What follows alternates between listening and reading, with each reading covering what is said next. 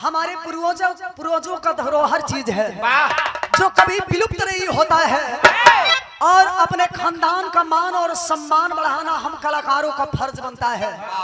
तो आइए जिस बिरहा से हम कलाकारों को आप जानते हैं, एक ऐसा बिरहा कि मुझे विश्वास है कि आपको यह बिरहा अवश्य पसंद आएगा। आइए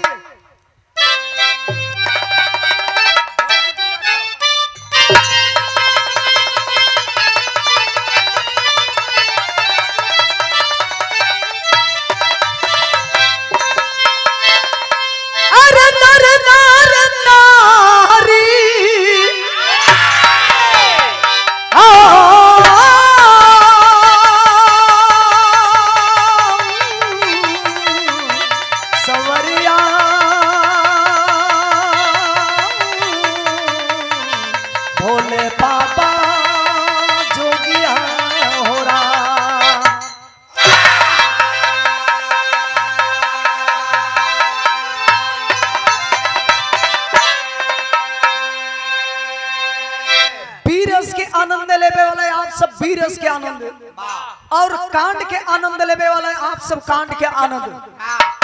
बिरहा के एक एक लाइन जब तक ले इंसान के दिल में जाकर धंस न जाए, हमनी के गावल बजावल मैं बेकार हो। उन जवानों के लिए कभी का इशारा है जिन्होंने खून का एक एक कतरा सोचने के लिए बहा गए। आपको याद होगा जिस देश को आजाद कराने में हमारे देश के वीर जवानों ने इस देश के लिए प्राणों की आहुति देकर के कुर्बान हो गए। लड़ाई आज भी जारी है, चाहे सन 65 की लड़ाई हो, चाहे 71 की लड़ाई हो, चाहे सन 99 की लड़ाई हो। जब भी इस देश की जरूरत पड़ी है, बागी बलिया के लोगों ने, गाजीपुर के वीरों ने हमेशा इस देश के लिए बढ़ चढ़ करके हिस्सा लेने का काम किया है। तो उन जवानों के लिए कभी का इशारा है। तमाम हमारे बीच में नेता बैठे हैं, इस लाइन पर आप सब ध्यान दीजिएगा। इशारा क्या है बहादुर?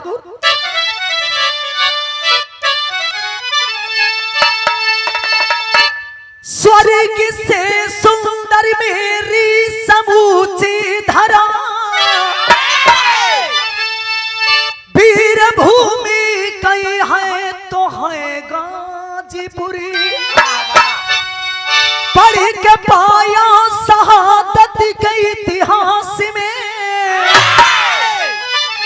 सिंचित होनी कई है तो है गाजीपुर। आंसू कया सियाना यही पर मिला, किंतु जज्बे की धारा भी है गाजीपुर। कोई उपमा नहीं शेष जिसके लिए, दया गुरु का द्वारा भी है गाजीपुर।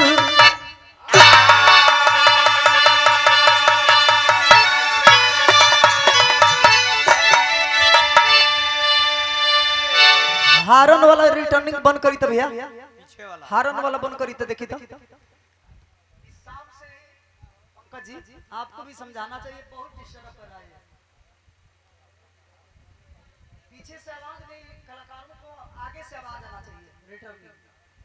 स्वर्ग से सुंदर मेरी समूची धरा, वीर भूमि कई है तो है गाजीपुर। पढ़ के पाया शहादत के इतिहास में, सिंचित होनी कई है तो है गाजीपुर। आंसू का यासियाना यहीं पर मिला, किंतु जज्बे की धारा भी है गाजीपुर। कोई उपमा नहीं शेष जिसके लिए, गया गुरु का द्वारा भी है गाजीपुर। आज भले गाजीपुर में और बलिया में बंटवारा हो गई, लेकिन कुछ साल पहले गाजीपुर और बलिया एक ही था। मैं दावे के साथ कहना चाहूंगी कि पूर्वांचल के जवानों का नाम अगर इतिहास के पन्नों से अगर अलग कर दिया जाए तो इतिहास का पन्ना भी अधूरा रह जाएगा। उन जवानों के लिए कवि जी बिरहा में कव्वाली में भाव लिखते हैं बहादुर।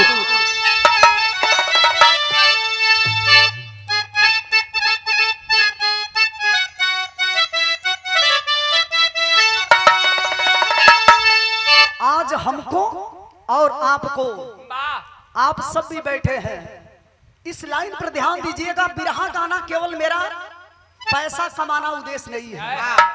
एक एक लाइन आप सब समझते हैं तो हम समझते हैं कि हमारा गाना और बजाना सफल हो गया। हमको आराम से, हमको और आपको जो जात पात में बांटने का काम किया जा रहा है, भेदभाव दे करके हमारे और आपके अंदर जो भावना पैदा की जा रही है। आपको याद होगा जब हमारा देश गुलाम था तो हम केवल एक ही नारा लगाते थे, इनकलाब जिंदाबाद, इनकलाब जिंदाबाद, भारत माता की जय, भारत माता की जय। उस समय ना हम हिंदू थे, ना मुसलमान थे, ना सिख थे, ना ईसाई थे। हिंदू मुसलमान सिख ईसाई आपस में है भाई भाई। तो आज केवल वोट के चक्कर में क्यों बांट रहे हो? लिखते हैं कवि जी क्या, अरे उठो मुसलमान नमाज पढ़ लो, उठो मुसलमान नमाज पढ़ लो, अभी मेरा सर कटा नहीं है।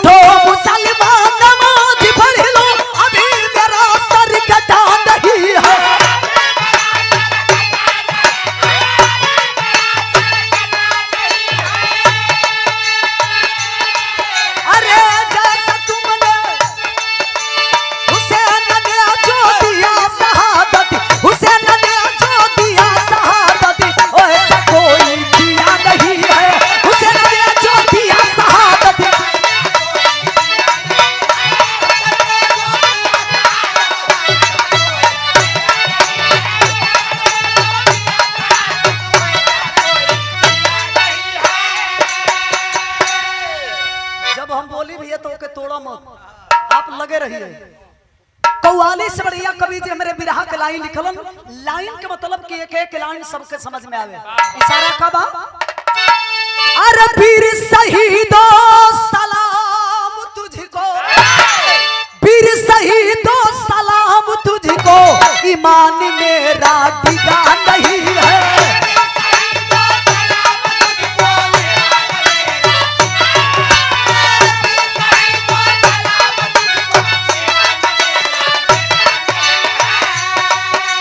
वीर शहीदो सलाम तुझको, ईमान मेरा डिगा नहीं है।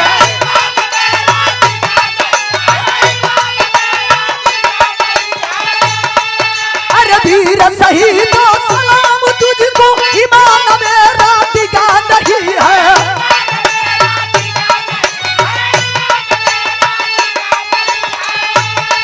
अरे जैसा तुमने लिखा कहानी, जैसा तुमने लिखा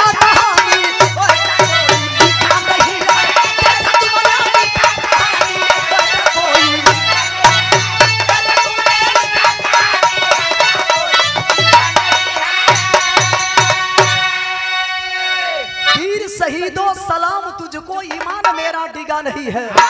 जैसा तुमने लिखा कहानी वैसा कोई लिखा नहीं है। कहानी कब के बाद एक एक लाइन आप लोग अपने दिल में बैठा ले। बिरहा के अंदर नजम के लाइन लिखल गई, यही जैसे बिरहा की शुरुआत हो गई। आई हेलो हेलो बेस कम कर भैया।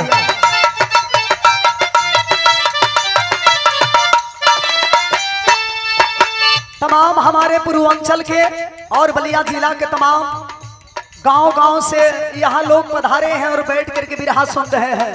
ध्यान दीजिएगा कवि का इशारा क्या है। देश के सेवा में जो जीवन को लुटाया है, देश के सेवा में जो जीवन को लुटाया है, सिंहासन शहीदों का स्वर्ग में नुमाया है।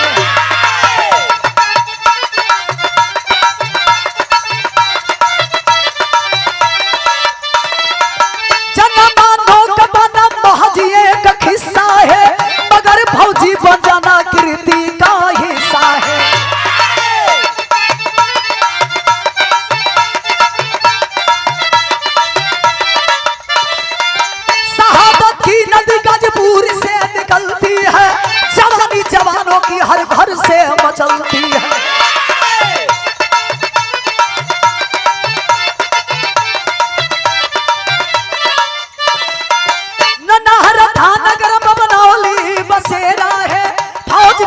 आज जहां अश्वनी का डेरा है।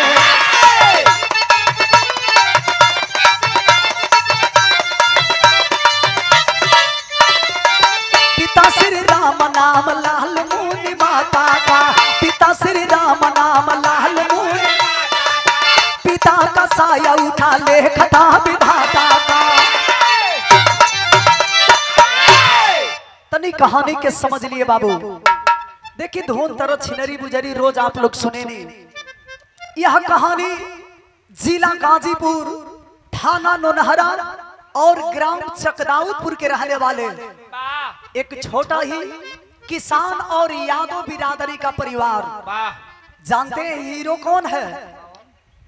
सीमा पर जवान और देश में किसान। दो ही ऐसे इस धरती पे इंसान है जिनके बदौलत हमारा देश टिका हुआ है। अगर हमारे किसान भाई अगर किसानी करना बंद कर दिए तो जितने पूंजीपति वाले लोग हैं, चाहे अंडानी हो कसा चाहे अंबानी हो कसा, मैं जना के लागी पिछवाड़ा धुआं छोड़े। तो दो ही देश में हमारे हीरो हैं। जिला गाजीपुर, थाना नौनहरा, ग्राम चकदाउदपुर के रहने वाले एक छोटा यादव बिरादरी का परिवार। घर के मेन गार्जियन जेकर नाम बतावल गए श्री राम यादव, और श्री राम यादव के दुल्हन के नाम बतावल गए लाल मुनि देवी। लाल मुनि देवी से भगवान 3 गो बेटा दिले बड़ो। सबसे बड़ा बेटा जिस बेटे का नाम अश्वनी कुमार यादव, मझिल का बेटा जो ने बेटा का नाम बतावल गई अंजनी कुमार यादव। तीसर का बेटा जौन बेटा की दुलरुआ बा ना, आदमी पेट पोछना कहेला। तीसर का बेटा दुलरुआ जेकर उम्र 12 साल के बाद। पिताजी के सोच बड़ी ऊंची है, हम किसान बनी तक अपने बचवन के किसानी कई के ही पढ़ा लिखा के अपने बचवन के अच्छा नौकरी दिलाई। धीरे धीरे समय बीतता जा रहा है। पिताजी प्रतिदिन सपना देखा करते थे, लेकिन ऐसा नहीं हुआ। किसी बीमारी की वजह से श्री राम यादव अचानक इस दुनिया को छोड़ करके चल बसते हैं। घर की जिम्मेवारी किसके ऊपर है? पत्नी जिसका नाम बताया गया लाल मुनि देवी। पति के गुजरने के बाद लाल मुनि देवी अपने 3 बच्चों को लेकर के इस दुनिया में किसी तरह से जीविका चलाने लगी। प्रतिदिन सोचा करती थी जो उन्हें परिवार में समय पर भोजन नहीं मिलत, बढ़िया कपड़ा नसीब नहीं हो, वो परिवार में इतना सारा रुपया कहां से आई कि बचवन के पढ़ा के अच्छा नौकरी दिलाई। लेकिन देखी भगवान का ऐसा मर्जी भइल। बड़ा बेटा अश्वनी कुमार यादव हमेशा अपनी माँ को संतावना देता था, माँ चिंता मत करो, हम भले किसान हैं तो क्या, गरीब परिवार है तो क्या, लेकिन इसी गरीबी में तेरा लाल पढ़ाई भी करेगा और नौकरी करेगा तो तेरा लाल फौज की नौकरी करेगा। माँ कह रही है कि बेटा कहाँ से इतना पैसा लाऊंगी कि तू भर्ती होगा, लेकिन अश्वनी कुमार यादव माना नहीं। विरह में गीत लिखना पड़ा क्या?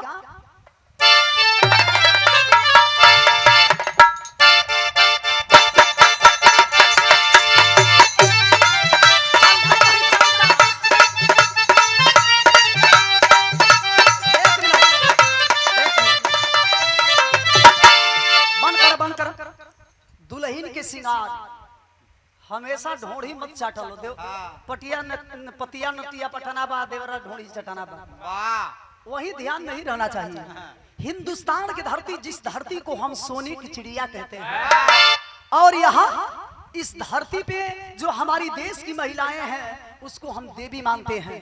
और हिंदुस्तान की नारी अपने पति को क्या मानती है? एक औरत कहती है, क्या कही? झुमुका झुलनिया, झुमुका झुलनिया, हंसुली न दुनिया जाए काजरा के धार। झुमुका झुलनिया,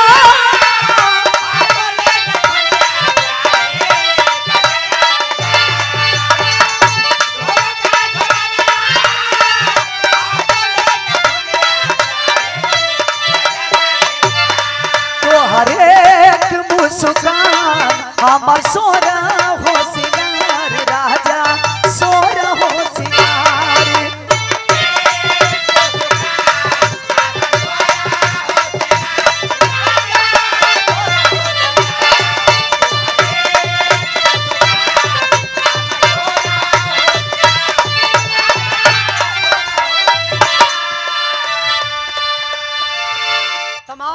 सुने खातिर हमरे भैया चाचा लोग बैठल बने। आप लोग के हम कोनो शिक्षा देवे खातिर नहीं आइए, हमरा से जानकार और हमरा से आप लोग खुदे विद्वान बने। लेकिन एक बात जरूर मैं बताना चाहूंगी कि आप एक रोटी कम खाइएगा चलेगा, अच्छा कपड़ा नहीं पहनिएगा चलेगा, लेकिन आज का जमाना ऐसा है कि अपने बच्चों को अच्छा आप तालीम दीजिए, अच्छा शिक्षा दीजिए।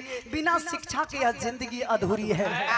पहले तो मेहनत मजदूरी करके आप लोग अपन जिंदगी गुजार लेते रहल, लेकिन अब जमाना वो नहीं है। बिरहा में भाव लिखे के पड़ल कैसे, भारती के भरले वाटी, भारती के भरले अश्वनी कुमार लेके हौसला अपार।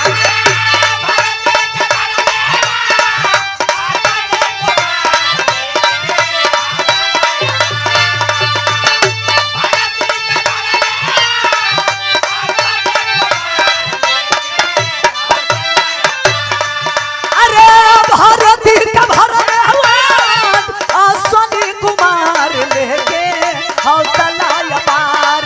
नीली वर्दी सितार दिलवा कोई है सौ बार, दिलवा कोई है सौ बार।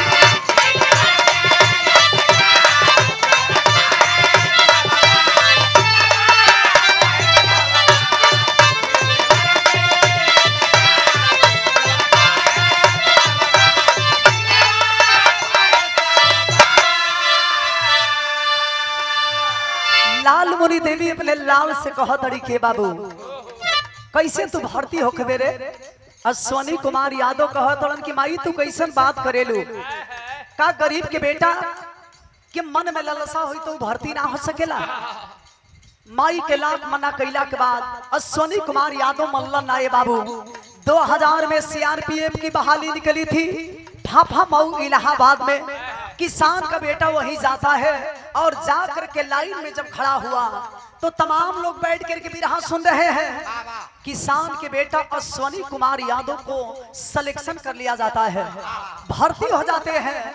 बहरिया निकलन जानकारी मिलल कि मेरा सिलेक्शन हो गया है। घरवा चट्टे से माई के लगे फोन लगौलन।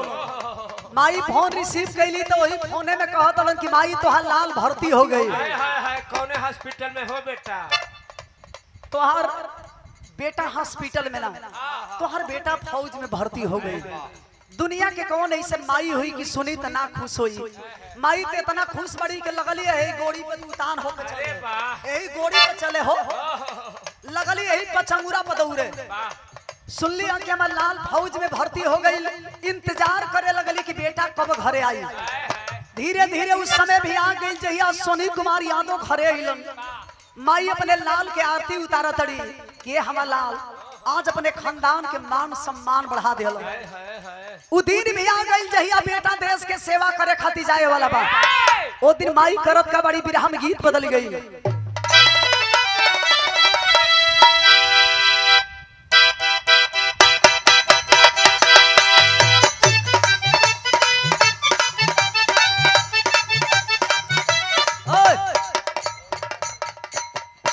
बिरहा में कवि जी हमारे स्वर्गीय रामदेव गुरु जी के तर्ज लिख देने।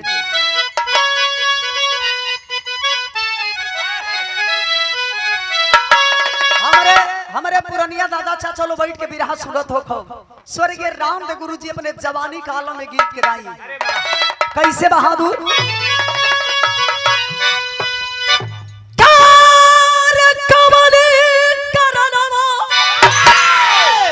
अरे सहारी भागे अपिया पपिया के बोलिया जहरी लागे।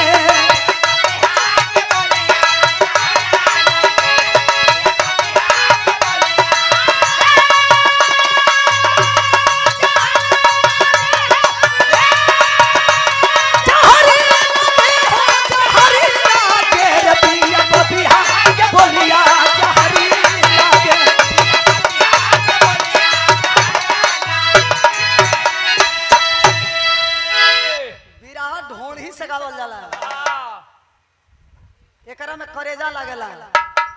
आजकल के गवैया घरे गइलन 2 गो बोतल किनाता कौन बोतल? एही में 2-4 गो मुर्गा के टंगरी घिंचात हो। अब पहले के गवैया जब बिरहा खाई के जा तो 3-4 लीटर दूध पहले ही रखा जा, तो बिरहा करेजा के चीज है। अरे वाह, धुन से बढ़िया कवि जी हमरे बिरहा के लाइन लिखल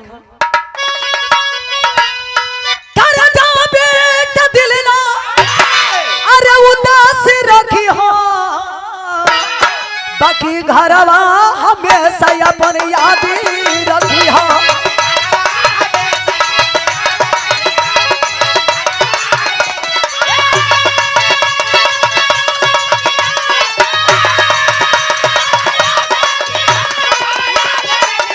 बाकी घरवा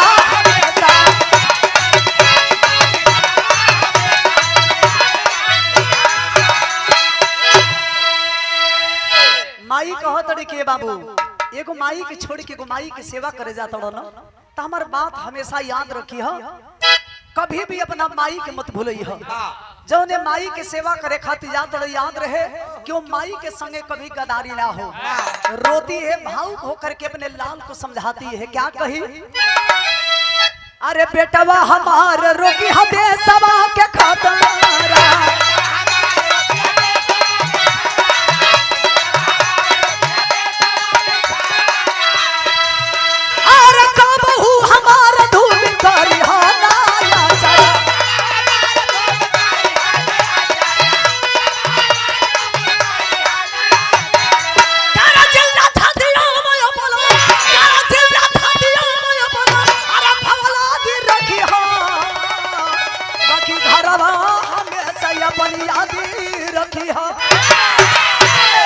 वादा करो कि माँ के दूध के कर्जा चुकाओगे।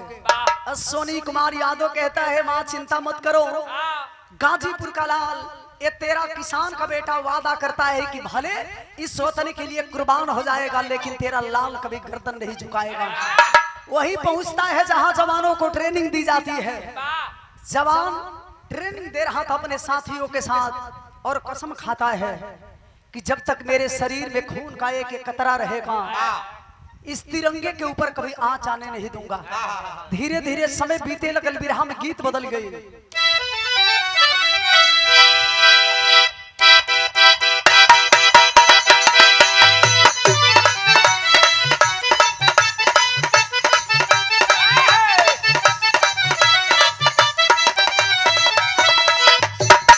मास्टरों साहब हमार समय देख के पेश करे लोग।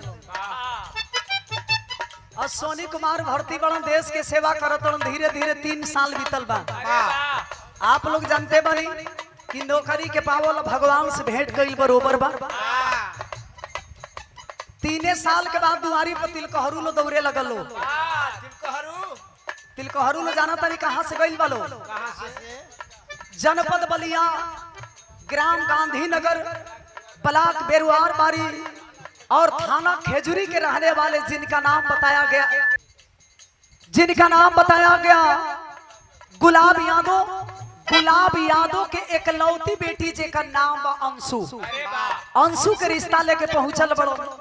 अश्वनी कुमार यादव के माई बड़ा खुश बड़ी, अपने बेटा के रिश्ता तय कर दिले। धीरे धीरे समय बीते लगल।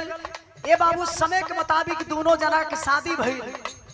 अश्वनी कुमार की दुल्हन जब अंशु घर में आती है अपने ससुराल में तो 10 साल के अंतराल में अश्वनी कुमार यादव से और अंशु से एक बेटा एक बेटी का जन्म होता है। धीरे धीरे जब कुछ दिन बीतल तो एक दिन मार्च के महीना में दुल्हिया फोन लगा के अपने फौजी पति से कहती है, का कहे?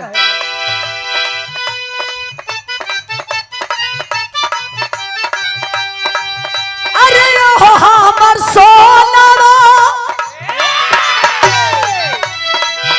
अरे हो हमर सोना कर जानी भोलावा,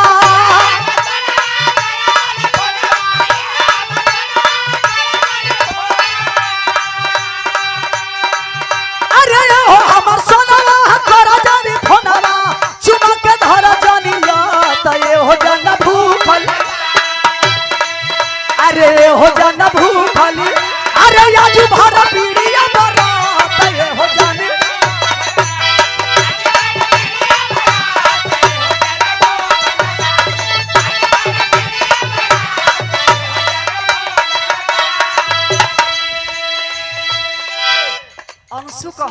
तेजी रो ठहरनी फौजी आदमी इतना दिन गईला हो गई का कबो माई की याद ना आवेला घरे दुगो भाई बड़ों से भैयवन की याद ना आवेला इतना सुंदर भगवान आपके सोना ऐसा औलाद देले बड़ो का कभी बचवन की याद ना आवेला रोती है और रो करके कहती है अपने पति से क्या कही अरे भगुआ में आइला ना बतिया भुलाइला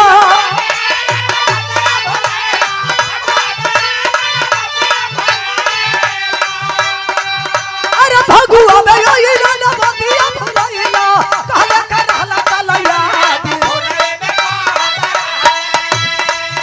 अरे भोनवे में कहती अरे आवेला हमारा तो है याद भोनवे में कहती रहली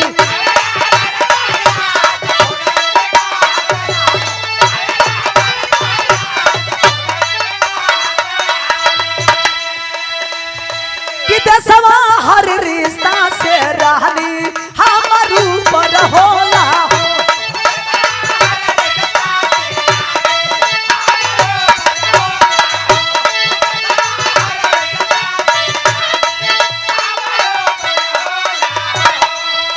तबतिया होते रहल तबले दाग लागल गोला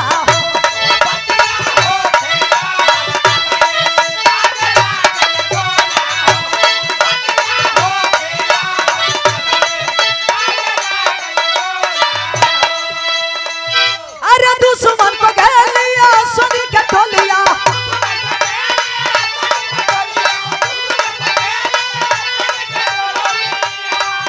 अरे घोटिया में गुजल जिंदाबाद फोनवे में कहती अरे फोनवे में कहती अरे यावे ना हमारा तो है याद फोन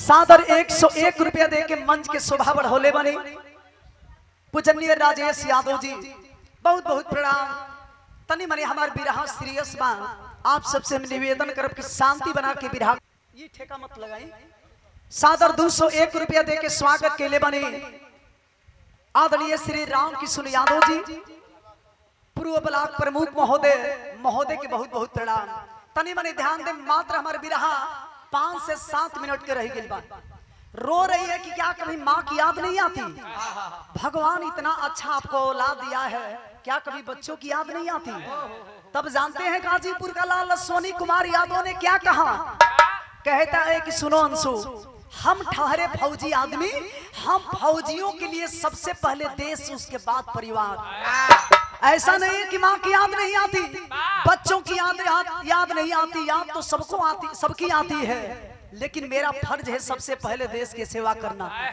बात हो ही रही थी और तब तक बगल से आवाज होने लगा समझ गया अश्वनी कुमार यादव कि ये साले बगल वाले मानेंगे नहीं ये साले बगल वाले दोगले होते हैं बगल वाले के मतलब ये और वो नहीं मेरा पड़ोसी मुल्क पाकिस्तान ये साले हमेशा हरकत से बाज नहीं आते हैं अब ईंट का जवाब पत्थर से चुकाने का वक्त आ गया है अश्वनी कुमार यादव अपनी टीम को लेकर के वहीं पहुंचते हैं जहां की दोनों तरफ से लड़ाइयां जारी होती है पेपर में पढ़े होंगे आप सब कि गाजीपुर का लाल अपने साथियों के साथ 4 आतंकियों को मार गिराया था बहादुरी के पर्चे देने वाला गाजीपुर का लाल जब 4 आतंकियों को मार गिराया तो जानते हैं सोनी कुमार यादव की ड्यूटी कहां लगाई जाती है कश्मीर के कुपवाड़ा जिला हिंदवाड़ा सेक्टर में जहां की एक रोज पहले हमारे देश के 5 फौजी जवान शहीद हुए थे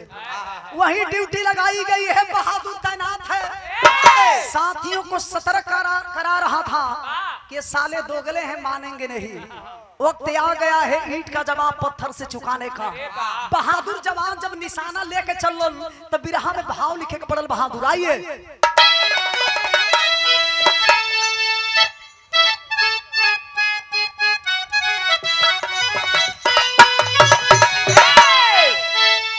स्वर्गीय रामदेव गुरुजी में बुल्लू गुरुजी में जब कंपटीशन होके तो स्वर्गीय रामदेव गुरुजी बिरहा के बीरस के गवैया रहने अब बुल्लू गुरुजी सिंगार उसके कहो ये रहनी वहां के खाली ठकाई के हटा ली। अरे वाह उतने मजा आ जाए। तो स्वर्गीय हमरे बुल्लू गुरुजी कैसे आवाज लगाई आई ना, स्वर्गीय बुल्लू गुरुजी आवाज लगाई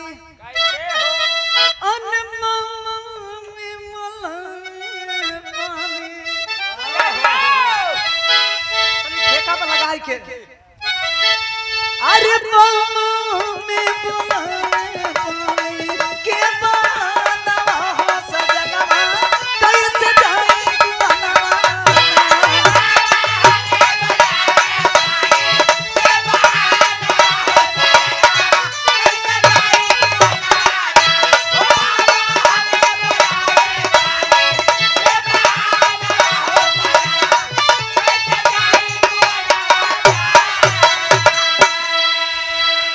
बुल्लू गुरुजी के पारी अरे स्वर्गीय रामदेव गुरुजी के पारी आवे तो कैसे छड़क के गाई तनी बनी पर्दा बढ़ा ली।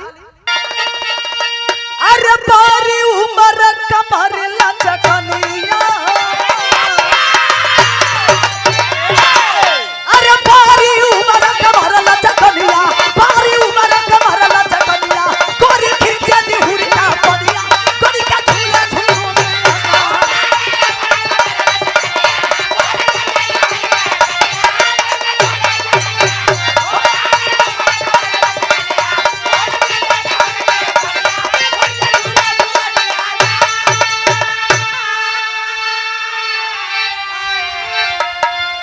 गाजीपुर का लाल और बागी बलिया का लाल जब आगे बढ़ते हैं हाथ में हथियार लेकर के निशाना लगाए हैं और आवाज दे रहे हैं क्या अरे बदला ले चले सैलनिया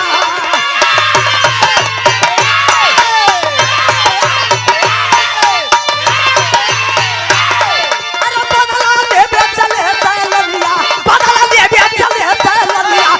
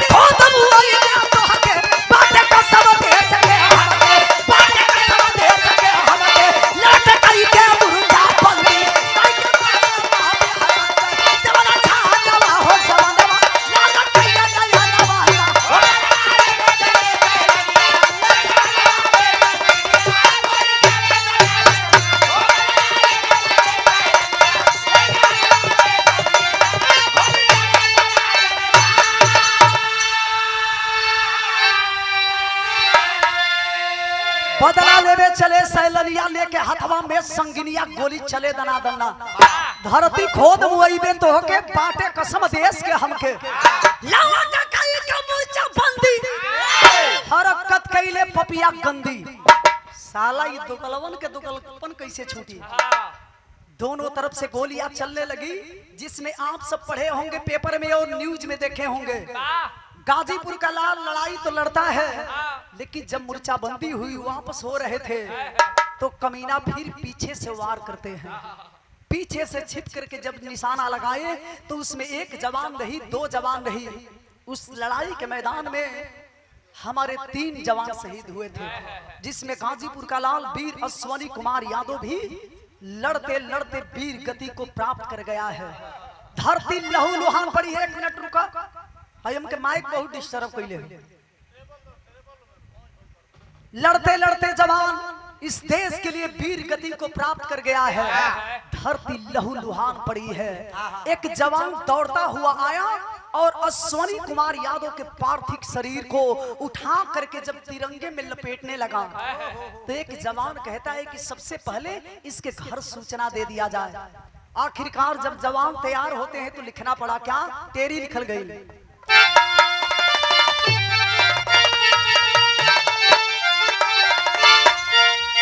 नहाई कबले खून में देशवा, ए बाबू नहाई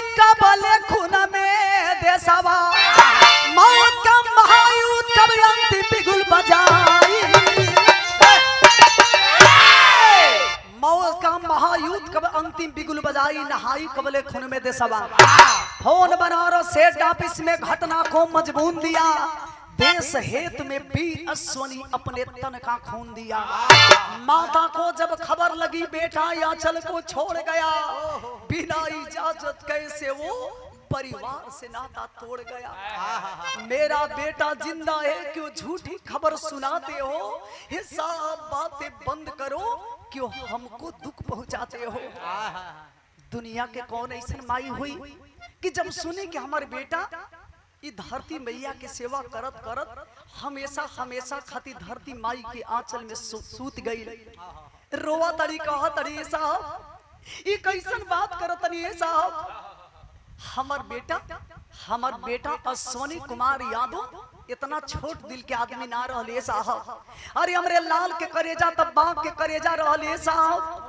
हमारे बेटा वो कमीनर से इतना जल्दी कैसे हिम्मत हार गई, इतना जल्दी कैसे हिम्मत हार गई ले साहब। अरे हमरे लाल के करेजा तब बाप के करेजा रहले साहब। कौन समझाए उस माँ को, कौन समझाए उस माँ को कि तेरा बेटा इस देश के सेवा करते करते चला गया, कभी वापस लौट करके नहीं आएगा। इंतजार करे लगली वो माई, जौन माई के ही पेट में अपने लाल के 9 महीना ढोले बड़ी बाबू। इंतजार में बेटा के लसिया के इले के उस समय के भाव करोड़ रस के भाव लिखे के पड़ल। शांतियों बनावे के कोशिश करल। सादर 101 रुपया दे के स्वागत के लिए बनी बोली महावीर चौधरी जी, बहुत बहुत प्रणाम। हमरे बिरहा के आखिरी तरज आइए।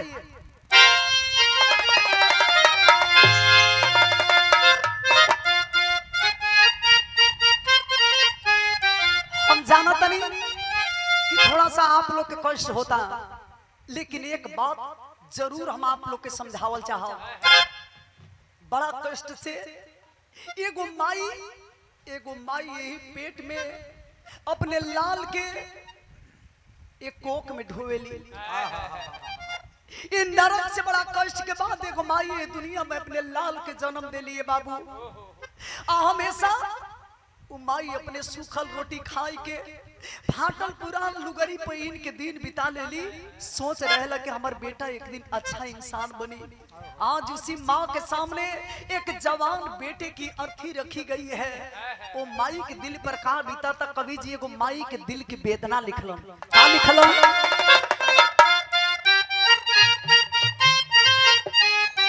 खाई के पछारा गिरी गाई ली मातारी रे गिरा ली आई जा बलासिया दुआरा नुएरा।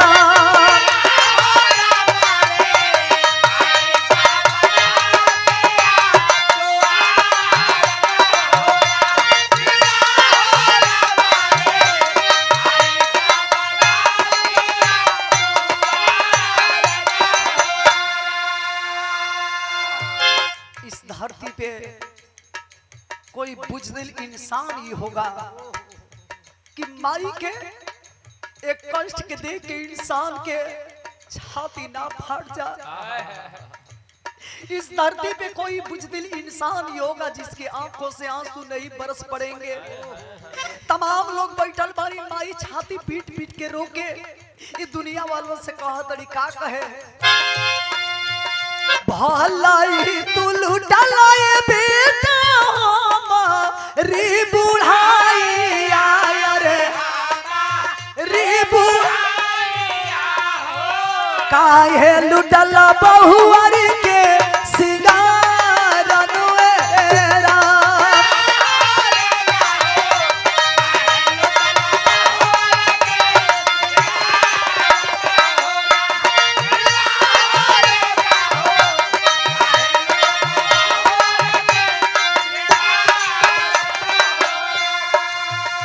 आंसू में डूबल बाटे जाऊं वाना गारी आया रे वाना गारी छातिया के चीरे चीता कारण वेरा।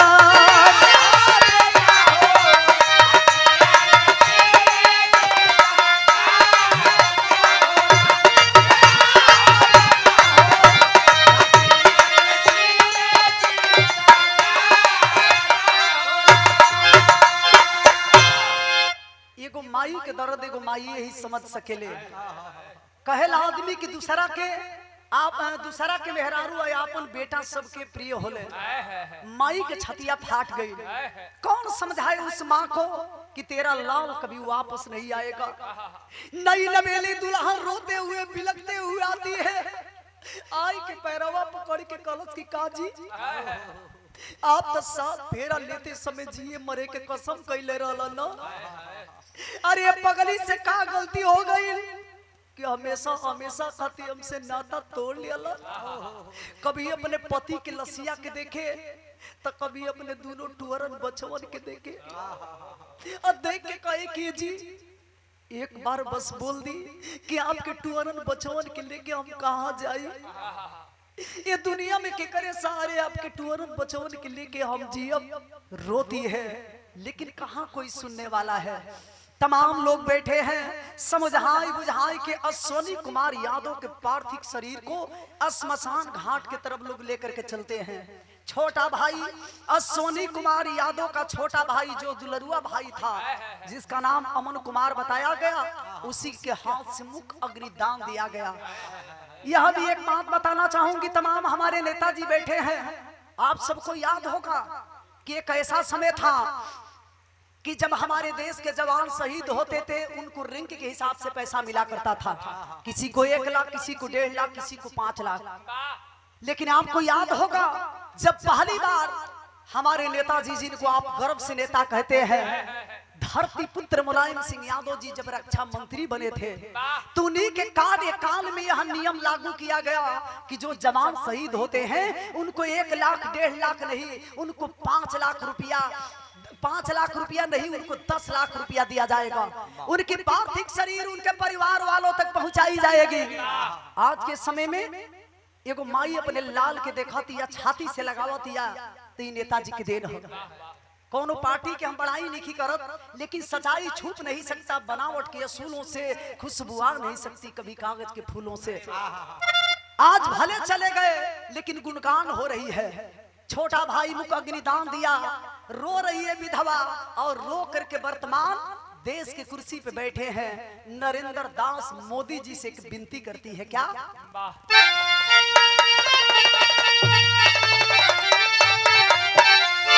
रोवा दिया कहा दिया मोदी जी से कि बेमिसाल सपना के उनके कोठिया बनी तजहिया पढ़ के डॉक्टरिया डॉक्टर बिटिया बनी।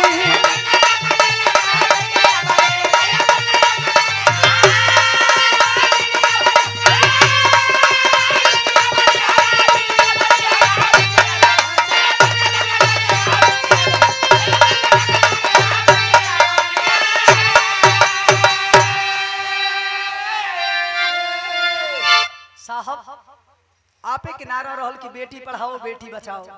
जिस दिन मेरी बेटी पढ़ लिख करके डॉक्टर बनेगी, लेकिन समाज को अच्छी बात भी बताना चाहिए इंसान को। रोती है और कहती है कि मेरी बेटी जब पढ़ लिख करके डॉक्टर बन जाएगी हम समझ जाएंगे कि मेरे पति का शहीद होना सफल हो गया। आज भले जवान नहीं है, आदमी चला जाता है, कृति अमर होती है, सावन गुजर जाने की बात जल की कदर होती है। इंसान को ऐसा कर्तव्य करना चाहिए कि जाने के बाद इतिहास के पन्नों में नाम अंकित हो। ई मत हो कि कोनो मेहरारू के ब्लाउज फाड़ दिल हो तो जेल हो गई, नाम हो गई। ऐसा मत हो कि कोनो मेहरारू को झूला धो के झूल गया हो तो जेल हो गई। काम करो तो देश हित में करो कि मरला के बाद कम से कम इतिहास में नाम लिखल जाए। आखिरी बंद में लिखना पड़ा क्या?